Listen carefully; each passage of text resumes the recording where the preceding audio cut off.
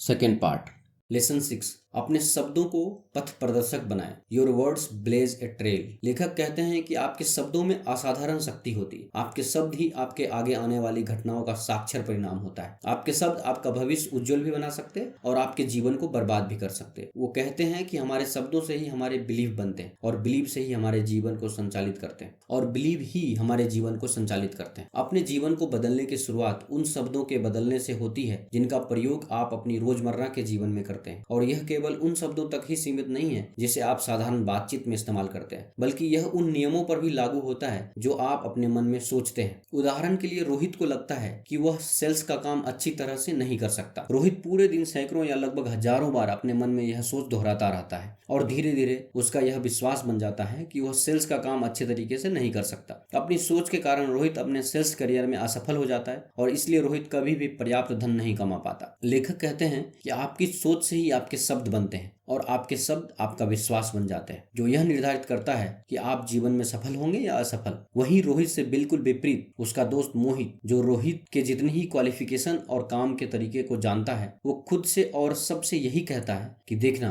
मैं एक दिन दुनिया का सबसे बड़ा सेल्समैन बन के दिखाऊंगा। और वो इस बात पर भरोसा करता है कि एक दिन वो दुनिया का सबसे बड़ा सेल्समैन बनेगा। अब क्योंकि उसका खुद पे भरोसा है कि उसे दुनिया का सबसे बड़ा सेल्समैन बनना है, तो वो काम भी उसी तरीके से करेगा। वो खुद की पर्सनालिटी पे काम करने और बात करने के तरीके पे ध्यान देगा, जिससे वो दुनिया का सबसे बड़ा सेल्समैन ना सही बल्कि उसे एक सफल सेल्समैन जरूर बना देगी। तो दोस्तों, देखा आपने कैसे हमारे बात करने का तरीका ये तय करता है कि हम सफल होंगे या नहीं। हमें अपने लक्ष्य को दूसरों को बताना चाहिए या नहीं। यदि मैं किसी से कहता हूँ कि मैं कुछ करने जा रहा हूँ, तो मुझे वह काम करना ही होगा। इसे अंग्रेजी में बर्निंग योर ब्रिजेज कहा जाता है, जिसका अर्थ होता है पीछे लौटने के सारे रास्ते बंद कर देना। कभी कभी जीवन में आगे बढ़ने या किसी महत्वाकांक्षी लक्ष्य की प्राप्ति के लिए यह तरीका कारगर साबित होता है। उदाहरण के तौर पर जिग जिगलर हैं, जो एक प्रसिद्ध मोटिवेशनल स्पीकर हैं। उन्होंने निश्चय किया कि वो डाइटिंग करेंगे और अपना वजन 202 पाउंड से घटाकर 165 पाउंड तक ले आएंगे। उस समय वो अपनी पुस्तक सी यू एट द टॉप का लेखन कर रहे थे। इस पुस्तक में उन्होंने एक वक्तव्य दिया है। उन्होंने लिखा है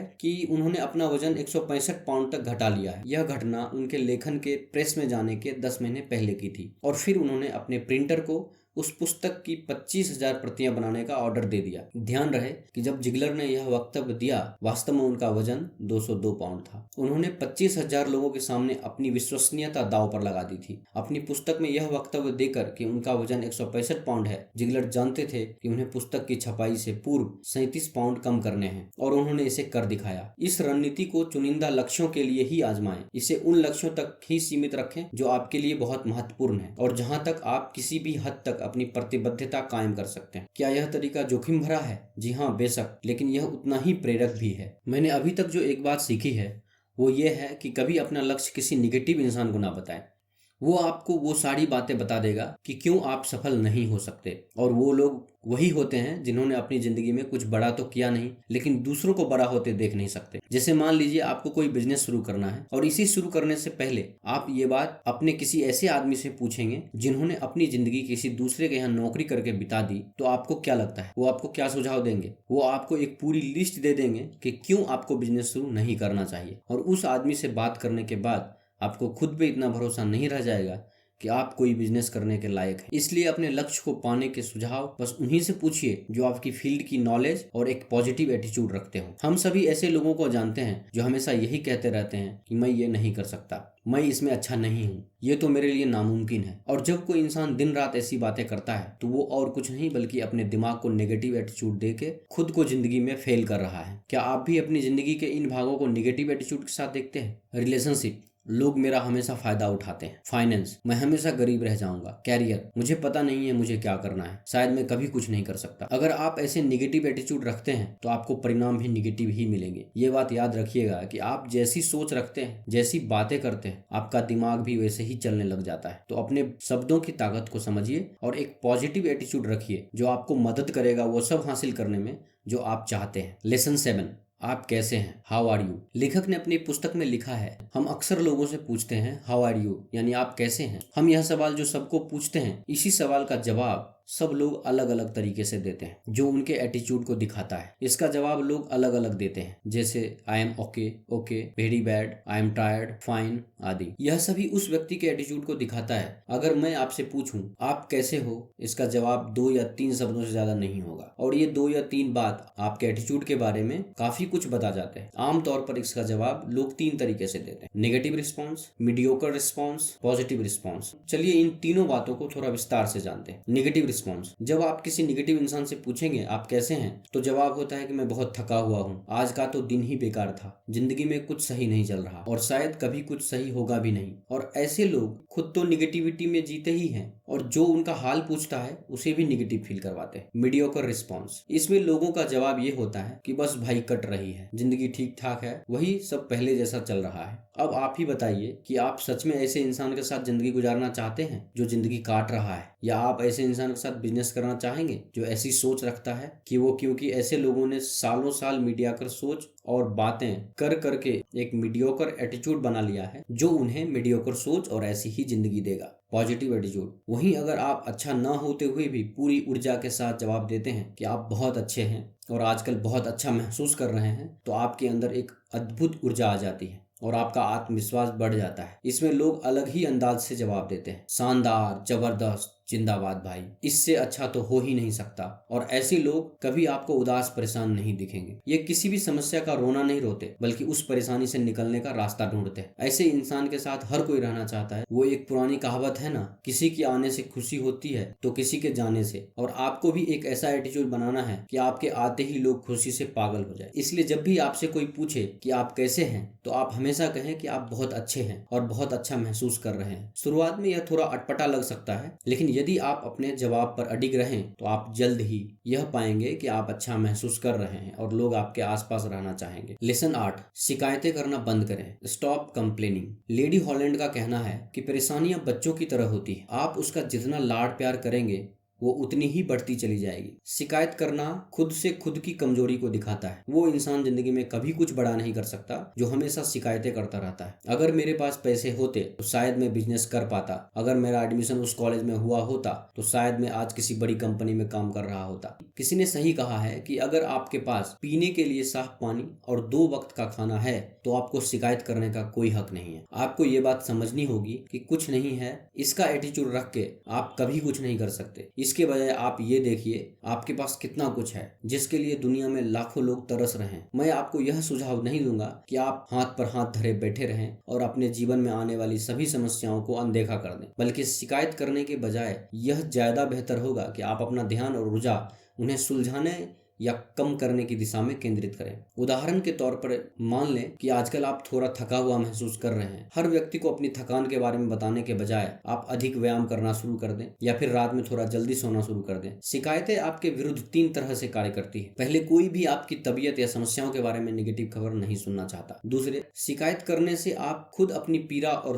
असुविधा को बढ़ा लेते हैं, इसलिए बार बार दुखी और नेगेटिव घटनाओं को याद करने से क्या फायदा। तीसरे, शिकायत खुद कुछ हासिल नहीं करती, उल्टा आपको अपनी स्थिति को सुधारने के लिए किए जाने वाले उपायों से विमुख कर देती है। कहा जाता है कि 90% लोगों को आपकी समस्या से कुछ लेना देना नहीं होता और शेष 10% आपको समस्याग्रस्त देखकर खुश होते हैं। इसलिए पॉजिटिव लोगों की श्रेणी में आ जाएं, जिससे आपको सामने से आता देख लोगों को अपना रास्ता ना बदलना पड़े। लेखक कहते हैं, कोई भी आपके दुख और दर्द नहीं सुनना चाहता। उनके अनुसार शिकायतें करना एक जहर की तरह होता है जो आपकी खुशियों को बर्बाद कर देता है। इसलिए कोई भी इस जहर का शिकार नहीं बनना चाहता। उदाहरण के लिए मान लीजिए कि अगर आपका कोई दोस्त अपनी सारी निगेटिविटी लाकर आप पर उड़ेल देता है तो आपको कैसा लगेगा? जाहिर सी बात है कि आपको बिल्कुल भी अच्छा नहीं लगेगा और शायद आप उस दोस्त से दोबारा ना मिलना चाहते हो, क्योंकि निगेटिव या बुरी खबरें किसी को भी पसंद नहीं आती। इसलिए लेखक कहते हैं कि हमें हर चीज के बारे में शिकायत करना बंद कर देना चाहिए, क्योंकि आप जितना ज्यादा शिकायत करते हैं आप उतनी ही ज्यादा शिकायत करने वाली परिस्थितियों को आकर्षित करते हैं। विलियम पेन के अनुसार खुशी का रहस्य इसमें है कि आप अपनी शिकायत न गिनकर अपने आशीर्वादों को गिने। लेसन 9,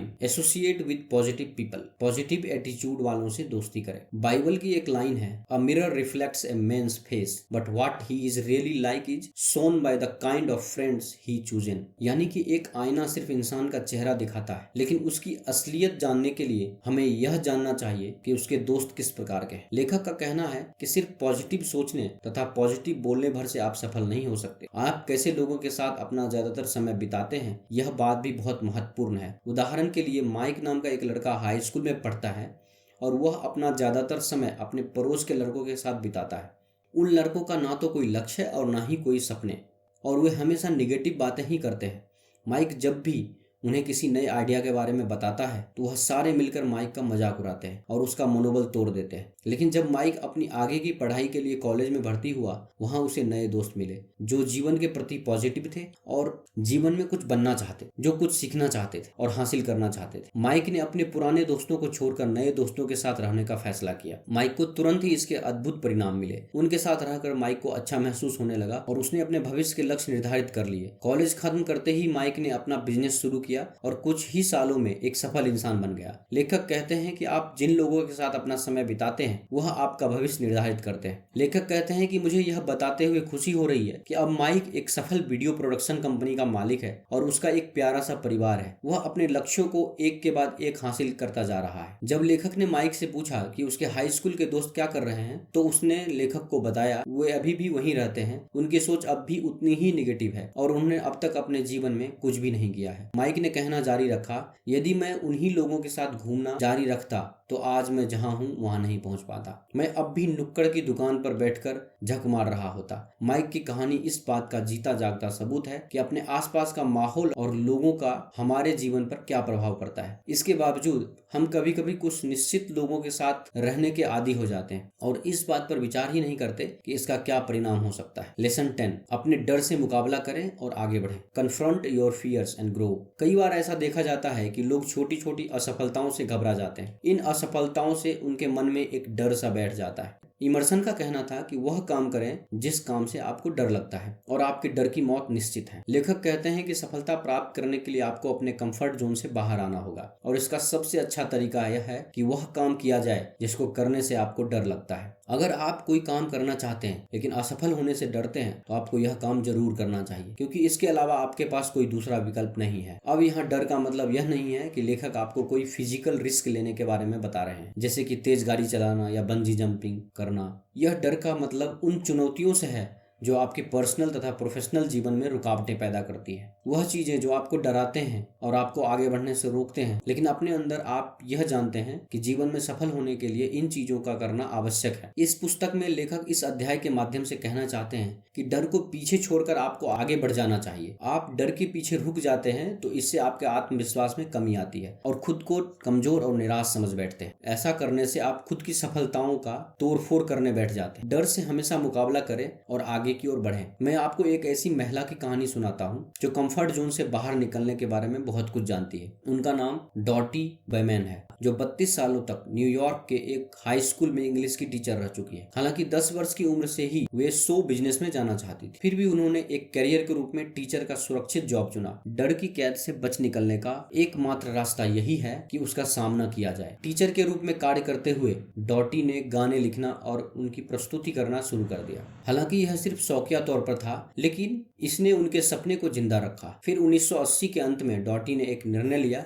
कि वो टीचिंग को छोड़कर एक परफॉर्मर के रूप में अपना नया करियर शुरू करेंगी। 88 की गर्मियों में उन्होंने अपना इस्तीफा दे दिया। फिर एक अनजाने डर ने उन पर कब्जा कर लिया। किसी अपरिचित क्षेत्र में कदम रखने के ख्याल से वो इतनी डर गई कि उन्होंने अपना इस्तीफा वापस ले लिया और फिर बच्चों को पढ़ाना शुरू कर दिया। किंतु डॉटी के भीतर कुछ था जो उनके सपने को मरने नहीं दे रहा था। 6 महीने के बाद यानी 1989 की जनवरी में उन्होंने अपने डर पर काबू पा लिया और रिटायर हो गई। तब वो 50 साल की हो चुकी थी। 1982 में डॉटी ने एक पात्री म्यूजिकल शो प्रस्तुत किया जिसे खुद उन्होंने तैयार किया था। 1998 में यानी अपनी उम्र के 60वें साल में उन्होंने अपनी बेहतरीन सीडी निकाली जिसका नाम था I am in love with the computer. उन्होंने न केवल न्यूयॉर्क सिटी के एक कैबरे में किए गए म्यूजिकल रिव्यू में बल्कि देश भर में कई संस्थानों में इसे परफॉर्म किया था। इस तरह से डॉटी ने अपने डर से मुकाबला किया और हमें अपने सपनों के पीछे भागने के लिए प्रेरित किया। दोस्तों, आप अपने डरों से मुकाबला करके ही आप अपनी क्षमता को विकसित कर सकते हैं तथा एक ऐसा सक्रिय एवं परिपूर्ण जीवन जी सकते हैं जिसके आप हकदार हैं। ऐसा फैसला करने पर आपको कभी पछतावा नहीं होगा। आपको जिंदगी में कुछ बड़ा करने के लिए डर का सामना करना होगा और अपने डर पर जीत हासिल करनी होगी। और अब से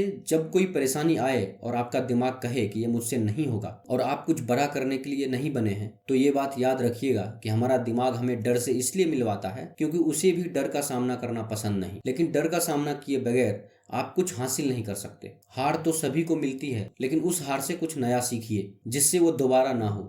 इसलिए अपने डर को भगाते हुए एक पॉजिटिव एटीट्यूड रखिए और आपने आज एक कदम भी बाहर निकाला तो आप सफल हैं। लेसन 11, असफलताओं से घबराएं नहीं। Get out of their and fail. एक बात तो जीवन का अटूट सत्य है, रातों रात कोई व्यक्ति अमीर नहीं बन सकता है। सफल होने के लिए हमें कई असफलताओं से गुजरना पड़ता है। अगर कोई व्यक्ति पहले असफल हो जाता है तो वो घबरा जाता है। ऐसा नहीं होने दे। एक बार अगर असफलता हाथ लगती है तो उससे घबराएं नहीं और आगे बढ़ें। एक बार जीवन में असफल होने से अपने लक्ष्य से घबराएं नहीं और आगे फिर से प्रयास करें। एक दिन सफलता जरूर मिलती है। हेनरी फोर्ड का एक फेमस कोट है, failure is simply the opportunity to begin again, this time more intelligently. यानी कि हर सफलता दोबारा से और अधिक समझदारी के साथ शुरू करने का अवसर है। लेखक का कहना है कि दुनिया में शायद ही ऐसा कोई व्यक्ति होगा जिसने बिना किसी असफलता के सफलता प्राप्त की हो। वे कहते हैं कि जब तक आप अपनी मनचाही मंजिल तक नहीं पहुंच जाते तब तक आपको असफलता के बावजूद कोशिश करते रहना चाहिए। लेखक यहाँ हमें अमेरिकन टीवी होस्ट सैली जेसी राफेल की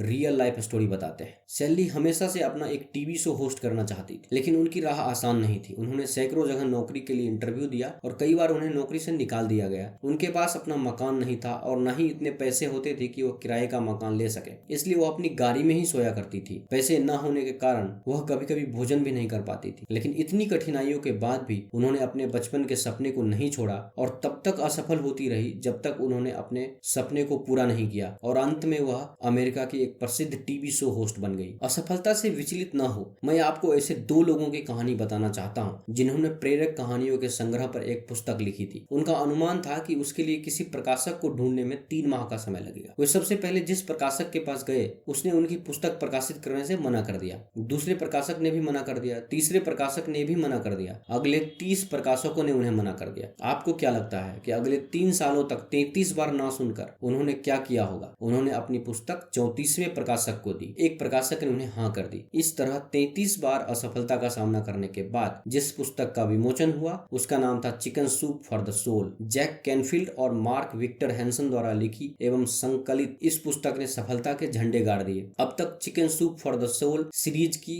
100 मिलियन कॉपीज बिक चुकी है। यह सब इसलिए संभव हो पाया क्योंकि जब तक जैक कैनफील्ड और मार्क विक्टर हैंसल ने सफलता हासिल नहीं की, बार बार असफल होने तथा अपना काम जारी रखने के लिए अपने निश्चय पर अडिग रहे। वह क्या था जिसने जैक कैनफील्ड और मार्क विक्टर हैंसम को 33 असफलताओं के बाद भी अपने निश्चय पर टिकाए रखा? वह था उनका एटीट्यूड। यदि वे लोग निगेटिव एटीट्यूड वाले होते तो अपने पहले प्रयासों के बावजूद ही हार मान चुके होते और फिर उनके हाथ यह कुबेर का खजाना नहीं लगता। लेकिन उन्होंने बार बार असफलता हाथ लगने पर भी उत्साह के साथ अपना एटीट्यूड पॉजिटिव ही बनाए रखा। विजेता वो हैं जो जानते हैं कि जीवन में किसी बच्चे की तरह दौड़ना सीखने के पहले चलना जरूरी है और चलना सीखने के पहले रेंगना जरूरी है। इतना ही नहीं, हर नया लक्ष्य असफलताओं का एक नया समूह लेकर आता है। यह आप पर निर्भर करता है कि आप इस तरह की निराशा को अस्थायी रुकावट या चुनौती समझकर उसे मात देते हैं या फिर उसे अजय समझकर उसे हार मान लेते हैं। यदि आप अपनी हर पराजय से सीखने का निश्चय कर लें और अपने अंतिम परिणाम पर ध्यान केंद्रित कर लें तो असफलता अंततः आपको सफलता दिलवा कर ही रहेगी। लेसन 12, कार्यक्रम जो परिणाम देती, नेटवर्किंग दैट गेट्स रिजल्ट्स। लेखक जेफ केलर का कहना है कि यदि आप बड़ी सफलता चाहते हैं तो आप कभी भी यह काम अकेले नहीं कर सकते। इसके लिए आपको अपने आसपास दूसरे पॉजिटिव तथा सफल लोगों के नेटवर्क की जरूरत पड़ेगी। आपको एक ऐसी टीम बनानी होगी जो आपकी सफलता को कई गुना तक बढ़ा दे और यह तभी संभव है जब दूसरे लोग आपसे जुड़ना चाहते हो। दूसरों से अच्छे संबंध बनाने तथा उनके साथ जुड़ने का सबसे अच्छा तरीका है कि आप लोगों की बात ध्यान से सुने और उनकी समस्या का समाधान करें। छोटे छोटे उपलब्धियों पर भी लोगों की तारीफ करें और अपने साथ साथ सामने वाले के फायदे के बारे में भी सोचें। तो दोस्तों, मुझे उम्मीद है कि आपको attitude is everything book summary पसंद आया होगा। इस वीडियो को लाइक और अपने दोस्तों के साथ शेयर करें और ऐसे ही लाइफ चेंजिंग बुक समरीज और नॉलेज से भरे वीडियोस देखने के लिए हमारे यूट्यूब चैनल बुक्स प्ले को सब्सक्राइब करें। मैं जल्द ही आपके लिए एक नया वीडियो लेकर आऊंगा। तो चलिए मिलते हैं अगली वीडियो में।